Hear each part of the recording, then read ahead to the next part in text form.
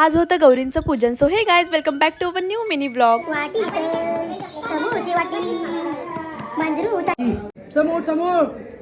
तर अशा प्रकारे आम्ही प्रत्येकाला एक एक करून आज उठवलं, कारण की आज खूप कामं होती. तर पाहुणे काय चालूच होते, पण गौरीच्या पूजनासाठी लागणारा जो वौसा होता, म्हणजेच आमच्या इथे पिठाचे दिवे करतात. सो फर्स्टली आम्ही ते करून घेतले आणि छानपैकी सगळ्यांनी मिळून गौरीची पूजा केली. And today's I am wearing this sari, but मी मामांकडे आले म्हणून मेकअपचं सामान काय जास्त आणलं नव्हतं, बट इट्स ओके. आणि आम्ही लंच वगैरे करून घेतला आणि लिटरली संध्याकाळ कधी झाली ना आम्हाला तेच समजलं नाही. आणि त्यानंतर संध्याकाळी भजन सुद्धा झालं.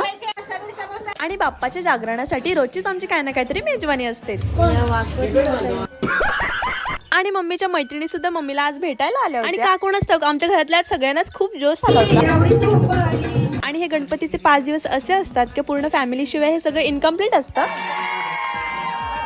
पण खरंच फॅमिली सोबतची जी मज्जा आहे ना ती दुसरी कशामध्येच नाहीये. लिटरली गणपती बाप्पा फक्त 5 दिवसासाठी येतो, पण वर्षभराच्या आठवणी मात्र देऊन जातो.